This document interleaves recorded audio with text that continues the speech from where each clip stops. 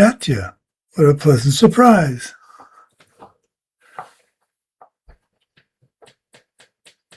You can hear me all right, everybody, correct? Okay. Well, I'm not feeling all that good today, so we'll just keep going through it and we'll get to the. We're going to do 2 classes today to make up for the class we missed on Monday, but I think we can do it. So, okay, let's start with mandala. Would you lead us in that, please, Lydia? Hello, dear Lama Sumati, of course.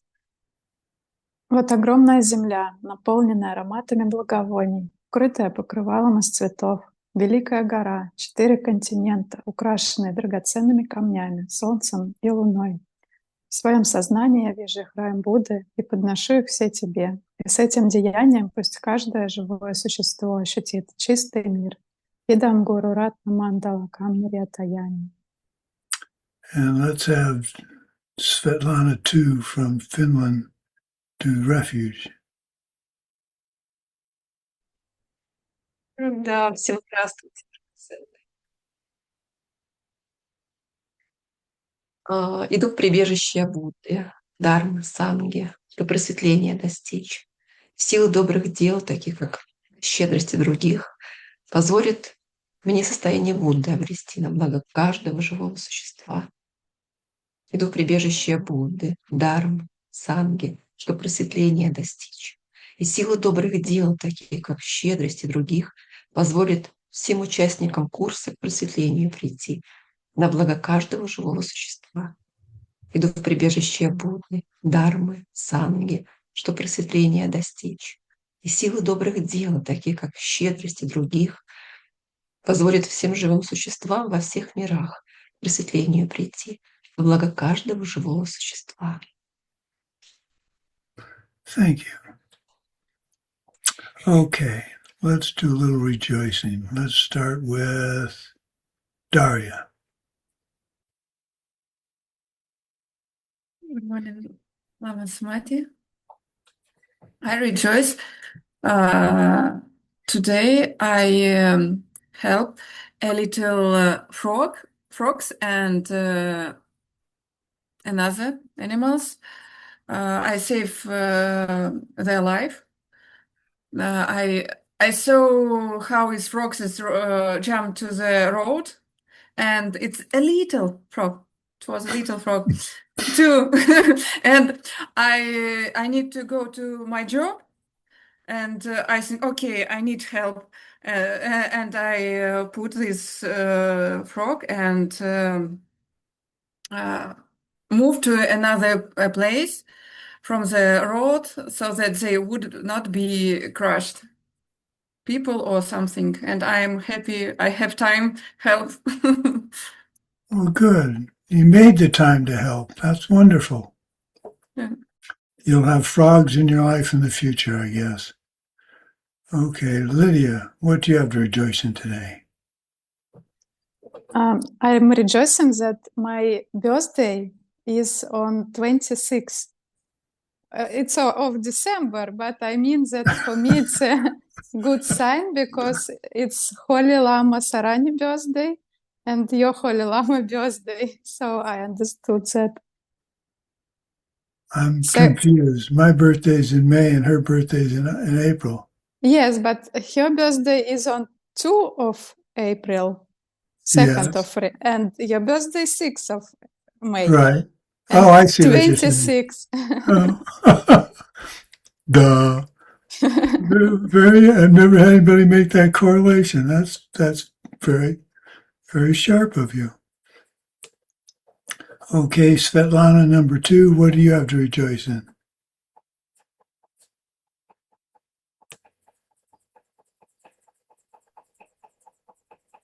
Да, всем еще раз здравствуйте. Я радуюсь тому, что сейчас Hello, уже everyone. много дней I am подряд glad я that many days поддерживаю I здоровье support health, своих близких, my рекомендации, я relatives, close предоставляю people. лекарства, I я соединяю took врачей, some medicine пациентов for them, через and множество своих друзей, через большой I am контакт connecting в people who России, need здесь, в Финляндии. Мне doctors помогают here доставлять in лекарства Finland and из in Russia, Москвы, and потом also из some Питера, из people Питера, в help me Финляндию. В общем, to get я some этому очень радуюсь, medicine что я в from этой цепочке Peter, помощи. and I am very glad that I am in this chain of help. Very good. Well, you're setting the seeds to be taken care of in the future, and that's always a good thing. Good for you. I hope you're having fun doing it. Okay, Anna, what do you have to rejoice in? Uh,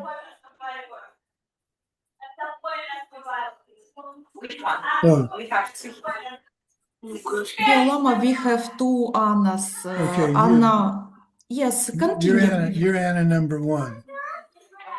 Oh, Say hello. Bye. You were supposed to. We are in the hospital.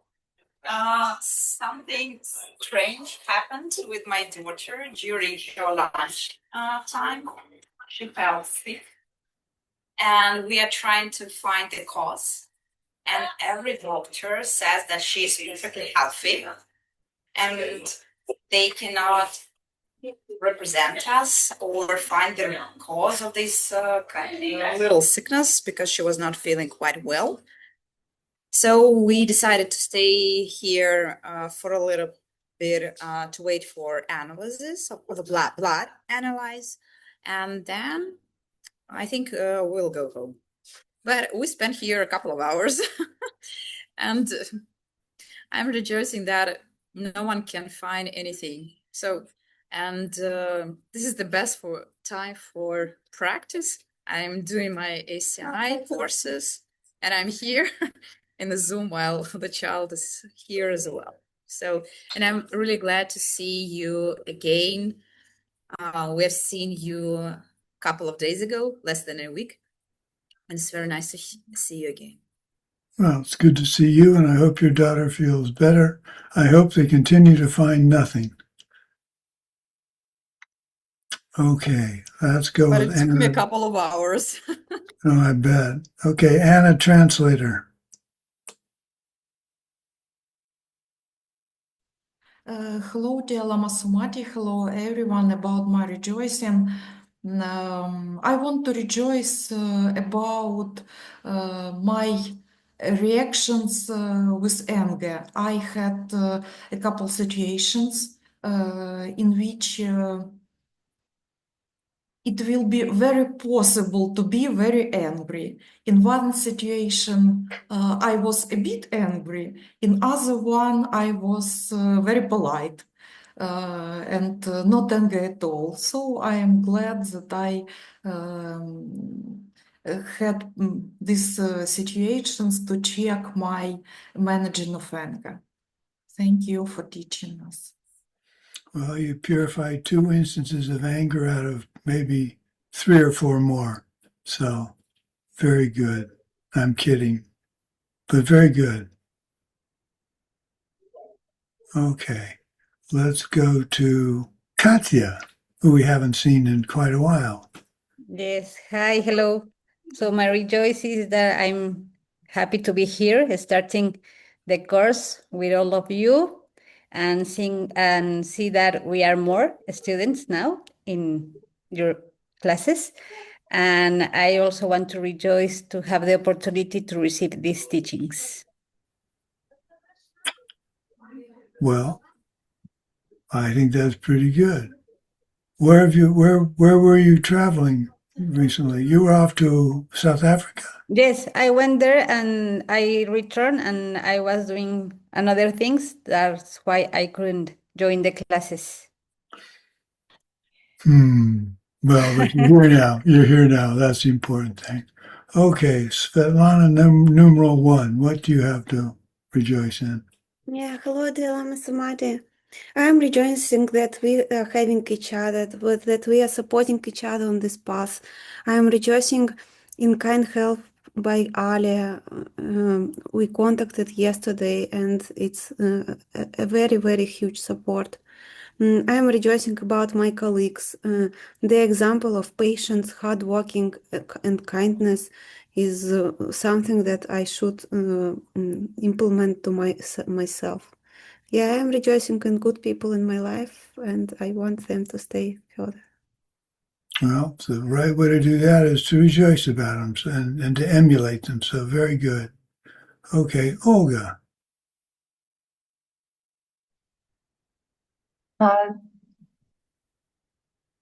Всем здравствуйте. Я хочу сегодня порадоваться тому, что я Hello, имею everyone. такую I want возможность быть на to be своей первой glad прямой-передаче of на ACI учениях. До этого была um, прямая передача Белайтары, и я решила, что дальнейшие учения будут проходить в direct живую, потому что transmission все-таки of есть разница, когда я вживую White получаю Tara. и It когда was в my записи. first И direct это дает мне радость. transmission, А and еще I think радость в том, it means что дети is со it мной в direct группе, да, given дружили. of teachings or recording. На другом It's курсе very ACI, и вот important, мы and сейчас идем по этому пути. have Ну, а если a karmic partner, and we таких обобщительных together вещей, то я радуюсь тому, что у меня скоро муж придет с работы, что ребенок у бабушки together на каникулах, и мы and we скоро study сможем together, and I увидеться. Ну, also и плюс glad that мне my удалось husband will поработать be здесь back спокойно. home soon. Все-таки я выделила этому время. And I also glad that I have time to join these classes. Well, we're happy to have you and stick with it. This is a tough course. So, okay, Anna Boyko, what do you have to rejoice in? Здравствуйте, дорогой Лама Сумати. Hello, dear Lama Я бы Sumati. хотела, наверное, порадоваться тому, I что want to rejoice that я воспринимаю сейчас свою работу по-другому. Я сегодня I помогала perceive my старым job in пожилым other больным way, людям. and I Вот. help old Еще я бы people. хотела порадоваться, что And also I want to несмотря на rejoice то, что that я была очень уставшая после работы, у нас жарко, я все-таки in, отвезла детей купаться. I Доставила им was удовольствие. very tired after my job, but anyway, I took my children and we went to swim because we have very hot weather. Well, I'm glad you were able to go swim. Yeah, it's been warm here. It's been 107 today, which is hot, but not that big a deal to us. It sounds like Europe is going to melt. But okay, who's next here? We've got Oksana.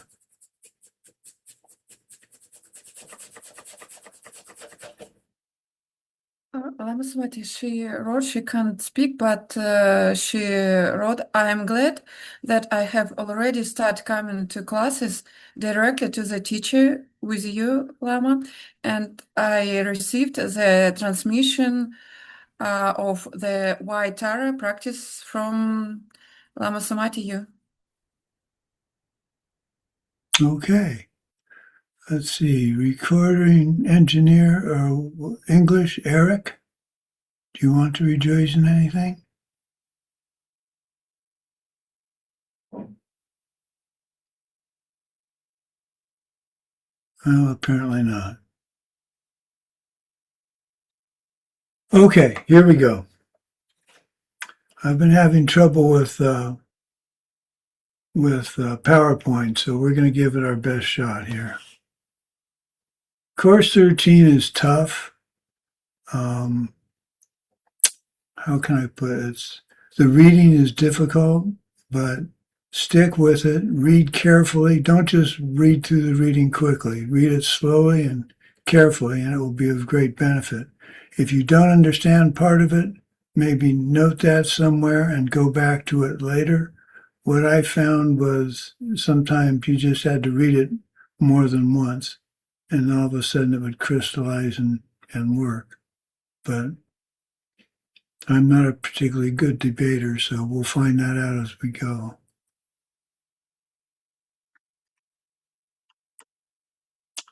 Now, why isn't this working?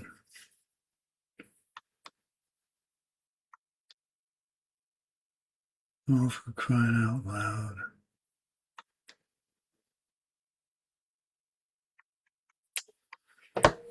Okay, so much for that idea. Let me see if I can get this. There we go, class 1. So this all starts with the story Geshe tells about Gyaltsabje, who was one of the 2 main disciples of Dzongkapa. He was his replacement at the Ganden monastery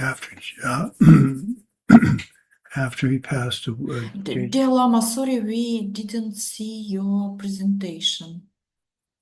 Oh, I have to go back and share. Oops. Thank you. Well, today's turning out to be one of those days. Okay, is this one I want? I think.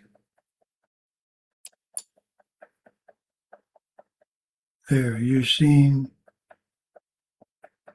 the screen now? Yeah, okay. So, as I was saying, Dzongkapa had 2 disciples, and one of them was Gyaltsabje, the other was Kedrabje. Gyaltsabje went on to be his replacement at the Ganden monastery. He was known as a very famous, prominent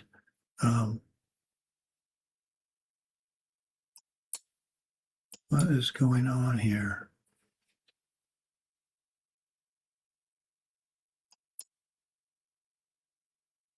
Famous logician in Tibet. His 400-page treatise on logic is still used in the monasteries as of now. So that's how important his abilities were. As Geshe relates from the sutras, the Kangir, Gyaltsabje was pretty sure of himself. And he heard that Dzongkapa was given a teaching, so he went to debate this upstart, considering Dzongkapa as not knowing what he was doing. After all, he was the logician in Tibet. So Gyaltsabje is expected to blow Dzongkapa off the map at their first meeting. He went to make a grand entrance at one of his teachings, all dressed up in his debater's robes, but he got lost on the way and was late to the class. Because on his way, he just happened to run into, accidentally, this old yak maid. Being lost, he asked her if she knew where this big nose from East Tibet was teaching.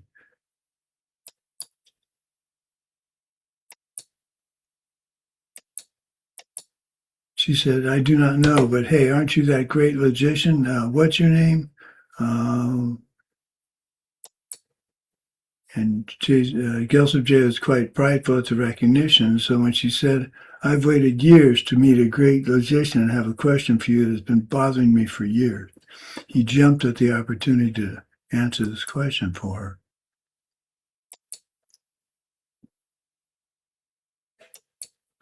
She pointed to the yak who was pooping and asked, "When a yak poops, it raises its tail and the poop comes out straight, then drops to the ground.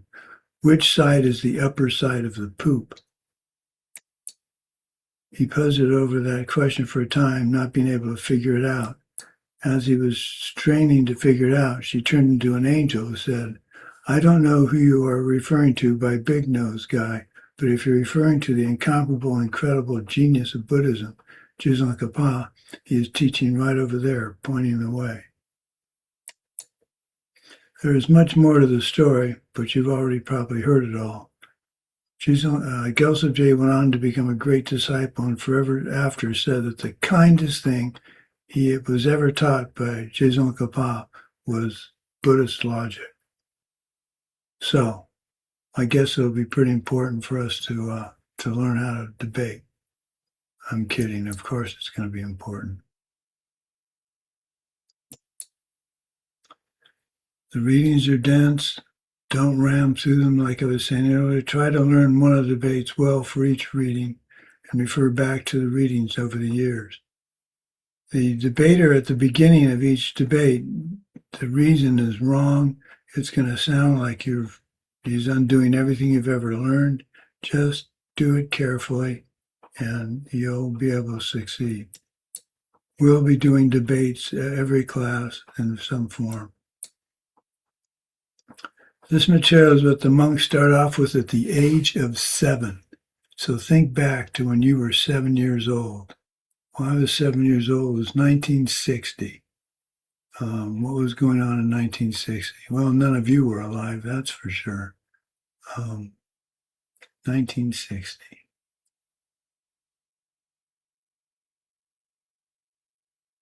Color television was just coming in. Gas was 10 cents a gallon. 10 cents a gallon. A long time ago. They start to learn debate that early in our lineage because it's an important tool. I have quite a bit to do to catch up, and this is the start, teaching this course. Young monks study with their house teacher until 12 years of age, then they start debating with them, and at 15 hit the debate ground proper. This is something to think about, and I'm always amazed at this. When Geshe started the coursework in the monastery, he was in class with the younger students. He had to learn Tibetan, he had to get all the studying done, and he couldn't just jump in with the senior students. So imagine what it would be like if you were sitting in a class of 7 or 8 years old, trying to learn what they need to learn while being 20 years older. That would have been an obstacle for me.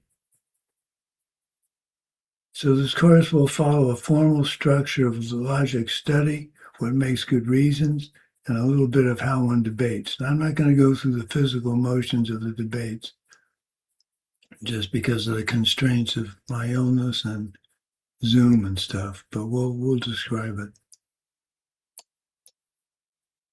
It must always, always, always be remembered that everyone wins on the debate ground. It's another angle of study of any subject. You have to remember when we're debating, I don't get all that sarcastic when I debate. You should see my lovely wife on a debate ground. She is really something to behold. And I'm not just saying that.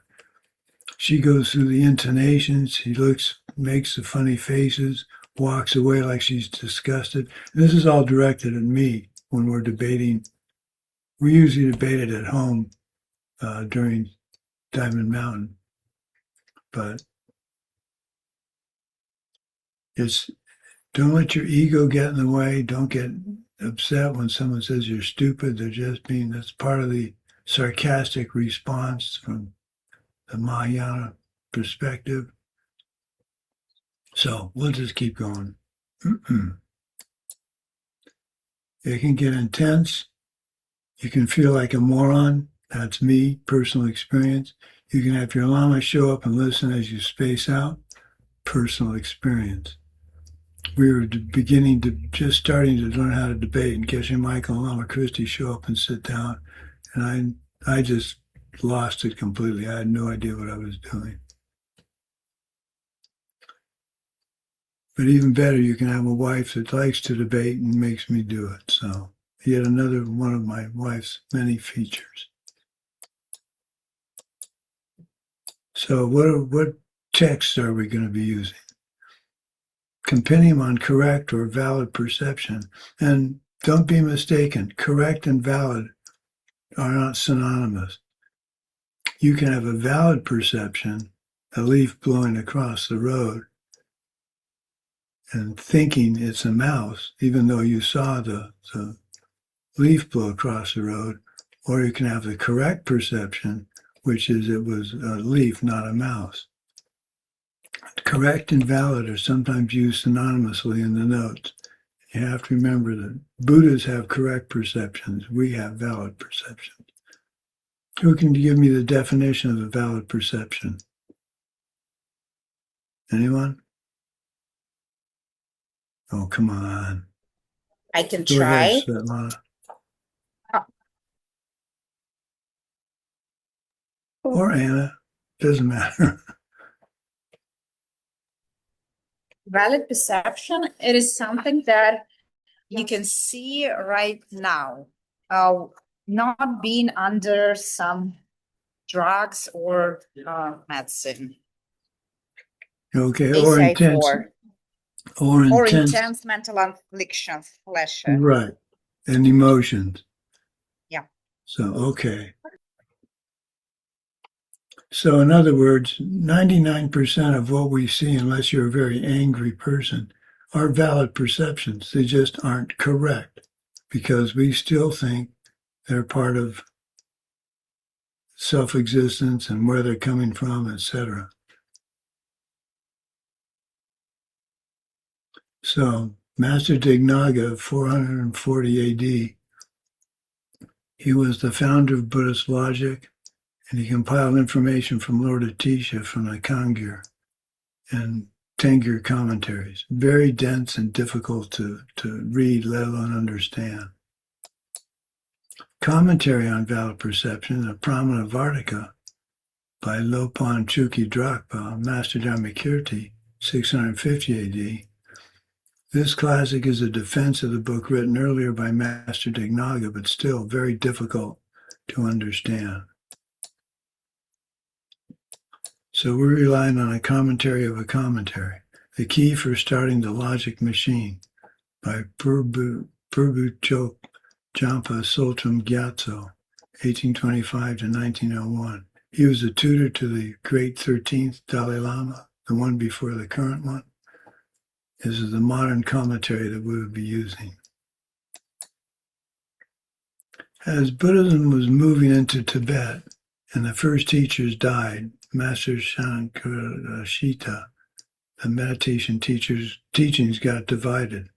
A Chinese monk, Hua Shang, was extolling the virtues of meditating on just blanking out the mind in order to reach emptiness.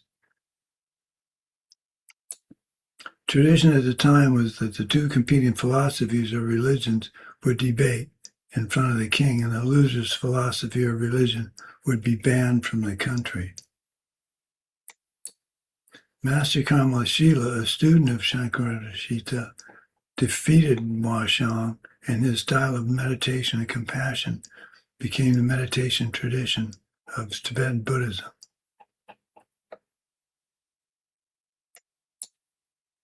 So why study Buddhist logic? What's the bottom line? Well, number one, because studying Buddhist logic well will take you to the direct perception of emptiness when you are ready. Studying logic triggers our intellectual capacity, and the karmic seeds ripen for direct perception of emptiness. So that's a pretty important reason. We must have been generating our ability to still our minds, serve our lamas, and keep our vows. It's just not going to happen by studying logic. We need to set the ground for it. And that's something I think students often forget. They think if we serve our lama or if we study hard, that's what it takes. But it's serving others is perhaps even more as powerful, if not more, than serving our lamas. Because by serving others, we are demonstrating how a good Buddhist acts and treats other people. And that's something that's seen every day in everyday life versus being with your teacher in a temple or on a Zoom call. It's not to say you serve your lamas by serving others, I guess is what I'm trying to say. And to have the opportunity to have built the Diamond Mountain Retreat Center and generated and built the water supply is an incredible serving of Geshe Michael Lama Christie, but a chance to serve thousands, tens of thousands of people probably by now. So I'm pretty lucky to have had that opportunity. Well, I'm not pretty lucky, I'm very fortunate. The second reason to study Buddhist logic was described by the Sakya Pandita Kunga Gyaltsen in 1182 to 1251, who said there are two kinds of people that study Buddhism. A, to follow Buddhism as a matter of faith, blind faith is stupid. blind faith is unstable. They are attracted to the teacher, but do not analyze the teaching. B, to follow Buddhism out of reasoning is the sharp, smart way of Buddhist would not accept what a teacher says until they've analyzed it logically and proved it correct. So we have a teaching on that. And if with any luck, that'll be the next slide. Analyze the teaching like a piece of gold. So back in the day, they didn't have the fancy equipment we have now. So you had to evaluate a piece of gold by cutting it to see if it's gold plated.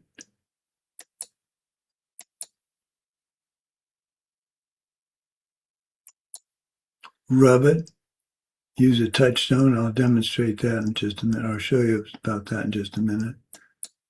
Or melt it. Pure gold melts at 1947 Fahrenheit. Brass melts just a little bit lower.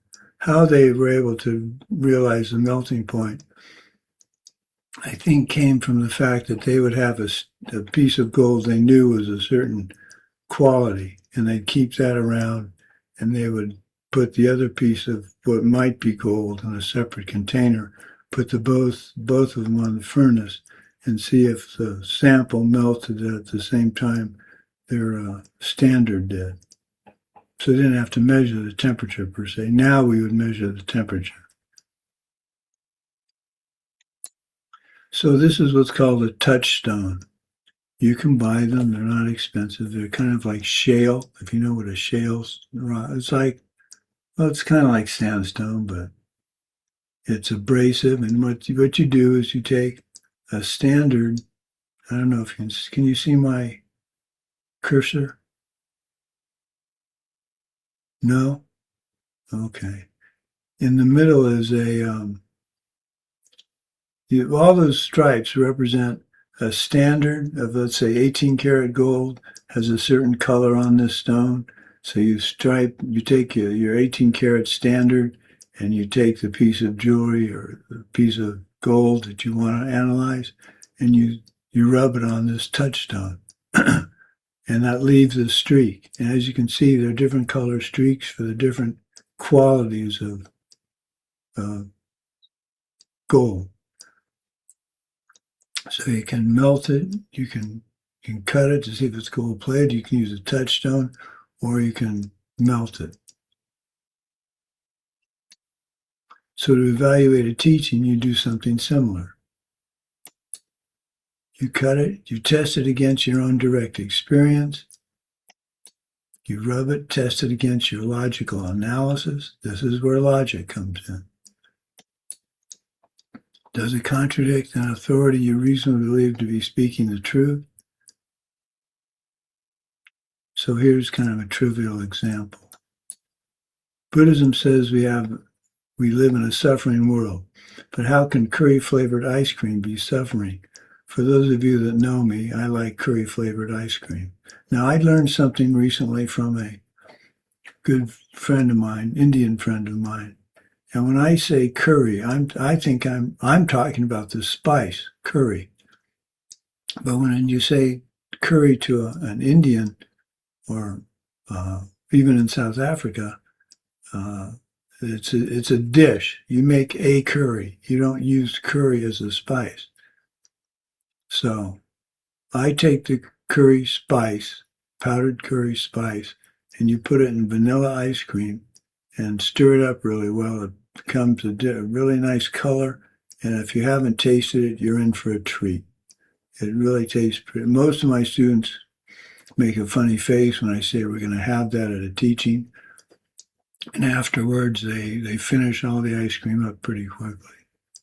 So Buddhism says we live in a suffering world. So how can curry-flavored ice cream be suffering? Well, let's test it and see if it's suffering. Cut it. You have some, then it's gone, so that's suffering.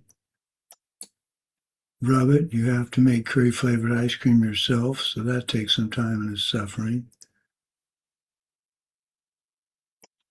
Melt it. No. The above 2 points reinforce that we live in a suffering world. Now those are trivial examples, but you can see The idea of the rub it, cut it, and melt it.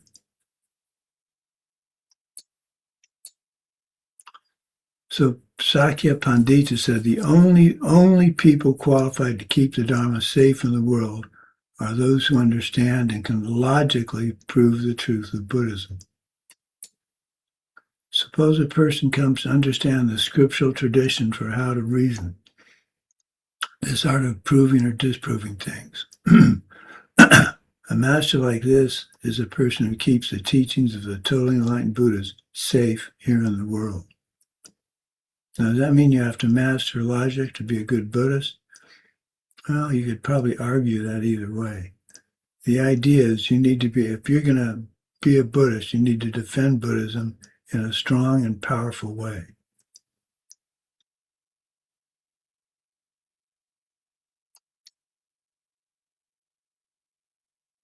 If the teachings do not make sense to you, drop them for the time being. If they do make sense, drop the other stuff and follow what you can prove. By this I mean, if Course 13 really doesn't resonate with you, after you finish it, go back and read everything again, maybe a couple months later, and you'll be surprised how much of it will start to make more sense. You must understand why you believe in Buddhism and be able to prove it to others. Excuse me.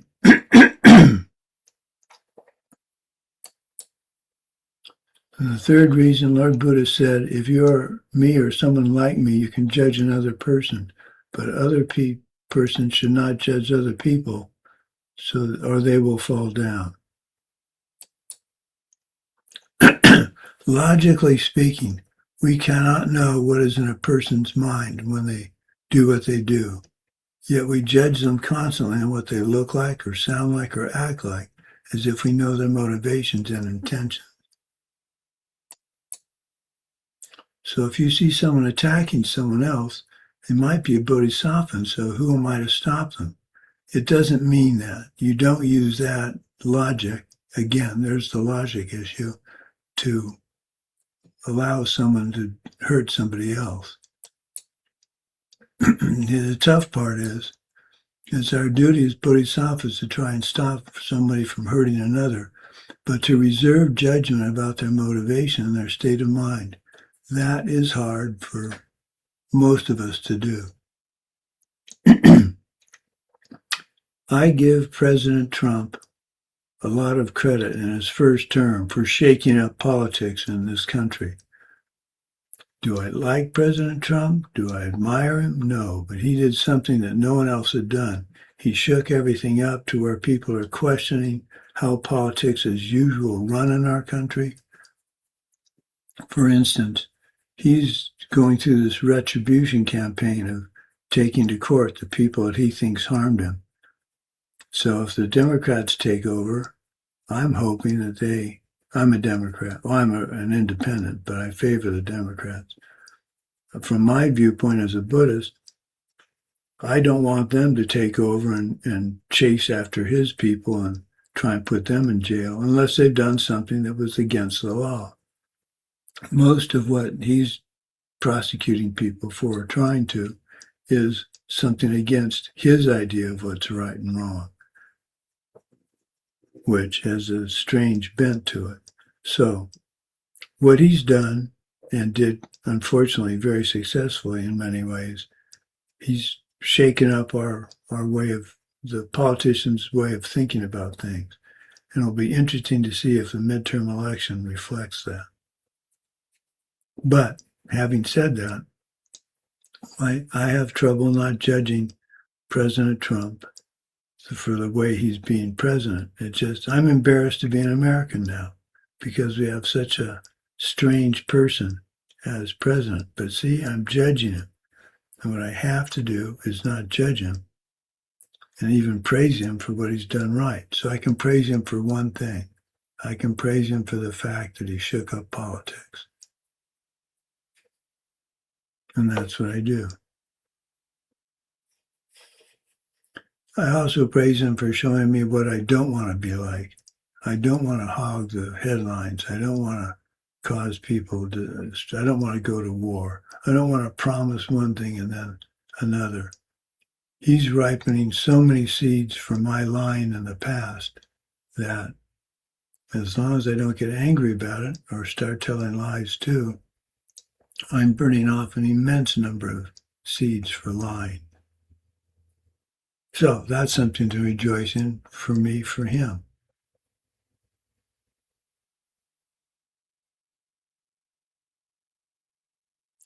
Story of Lord Buddha. A monk was assigned to preside over a monastery at the death of a previous Buddha. The entire monastery is following the Vinaya closely, keeping within the monastery, practicing very well. A second monk is asked to lunch by some villagers and asked to teach while at lunch. Out of compassion, he does so and begins to visit more and more often, teaching lay people out of his bodhisattva compassion motivation. The first monk watches and judges him as breaking his vows and starts rumors within the monastery that he's acting improperly with these visits to town and for teaching lay people. Eventually, the mission in the village is going very well, and other monks are asked to come and teach. The lay people are learning quickly and practicing very sweetly. The head monk's jealousy grows, and he calls a meeting saying that all the monks going to the village are setting a bad example. They're breaking their vows, so he makes a new rule that no one can go to the village to teach. So for 3 months, no one goes to the village, much to the consternation of the villagers. The monk that started the visits leaves the monastery and starts a new one, teaching all the time in the village, then in cities, then the entire country. The first monk gets so unhappy, and he eventually dies, and after countless eons in hell, he becomes a monk in lifetime after lifetime, but in every lifetime he loses his robes for one reason or another, all due to slandering the monk that was teaching in the village. Finally, Lord Buddha says the monk that was teaching gains his enlightenment in that lifetime, and I, Lord Buddha, was the other monk, the jealous one. So, if you are me or someone like me, you can judge another. If you're not like me, you should not judge another, or you will fall down to the lowest hell. So, our goal is to take that advice to heart. Our goal is to find ourselves judging others. Now, at first, you'll judge them mentally. And that's better than speaking to them and making your opinions known. But that's still making a karma, because karma is movement of the mind. So you have to be able to shut down your judgment right away and just evaluate the person for what they're doing.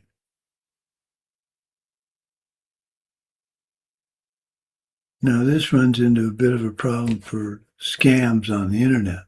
Someone contacts you on the internet and presents something that sounds like they're trying to help you. So you're saying, well, these are nice people. They're trying to help me. But logically, you need to then approach that from the angle of logic. When they say, for instance, you've won a lot of money, what are the chances of someone on the internet finding your internet address, your email, and telling you you've won a ton of money? But you have to make a deposit in order to get the money with gift cards. None of that's makes any logical sense. So using your skill and logic, you can dissect what the person's asking you to do, realize it doesn't make sense, and avoid getting scammed. For instance, this morning, I got an email from a lady who says she's from the Boston Book Festival, which is a reasonably well-known thing that happens in Boston in October. Now, it's flattering to have someone recognize that I'm a writer, but this is what's strange, and this is what's making me think that it might be part of a scam. I write books on nuclear weapons. there's a very small audience for that.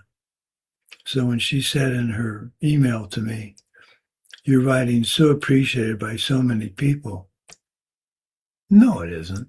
It's appreciated by some, but it's not appreciated by a ton of people. So I may be talking to her on Zoom later today, and I've got to remember to use logic to understand what she's asking or saying will happen and whether I want to participate. So again, it seems like a trivial example of the logic. I'm not debating so much with her as I'm trying to understand using logic where what she says is making sense. And for instance, I'm going to ask her which books am I specifically are the ones that are helping so many people. Now, I hope she's done her homework and knows the title of my books, but she might not, which would be another clue that there's something wrong with this, the idea of the Boston Book Festival. Still, I must admit it was kind of fun to know someone at least had heard of me.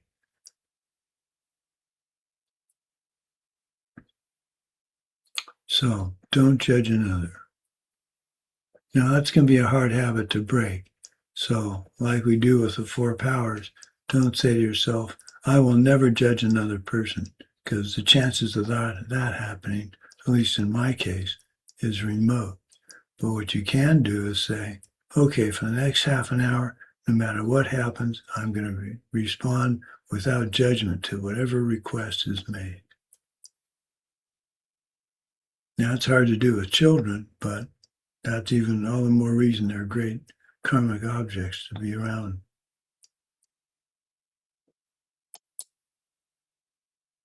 So here's a bit of formal logic. First, you have for consideration, you have the subject. Then you state your assertion about the subject. Then you give your reason. So those are the 3 aspects of debate we're going to be working with. Then number 4, follow with an example. You don't always have to have an example. So, your assertion or give your reason. The definition of reason is anything you give as a reason is a reason. Doesn't have to be a good reason, doesn't have to be right. This is part of debate. Example, and this is a silly example, but it stands out in my mind. Let's consider Buddhism. Okay, my subject, Buddhism. It's right to study Buddhism. I assert that it's right to study Buddhism because the sky is green. Well, that's idiotic, but it's a valid reason because anything you give as a reason is a reason. It may not be a good one, but it's still a reason. So that's the structure of a debate, but we're going to move on from that for the time being. So typically, even in the monastery, the monks assemble without books. All debates will be from memory. They gather 30 to 40 minutes of prayer for the right motivation, asking for blessings that you will explore the truth without attachment to winning or losing, or who is better than someone else. Our tradition considers debating to be a method to speed up our mental agility and goodness, to have the direct perception of emptiness and be launched on the road to Buddhahood. We have the potential to become enlightened and save other people from suffering by teaching them how to recognize the 4 Arya truths. This is our motivation for debate.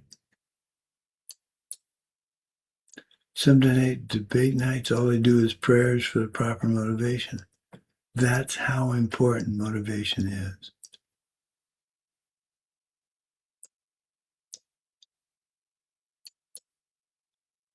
So, just as a highlight, since this class is almost over, we're going to have a new feature. At the beginning of each class from now on, I'm going to ask several review questions from the homework. So, I would appreciate if everybody can get them. I know it's short notice, But, well, you have over the weekend now. I'm going to ask 3 or 4 questions, and you should all be ready with the answers to the homework questions. You're not going to get graded on it. It's just a matter of review, and it's good for you to have reviewed the questions and have a good handle on them. Okay. What time is it? It's 10:50. Let's take a 10-minute break, and we'll go to class 2. So I'll see everybody at 11 my time, which is what, 9 p.m. Moscow? Okay.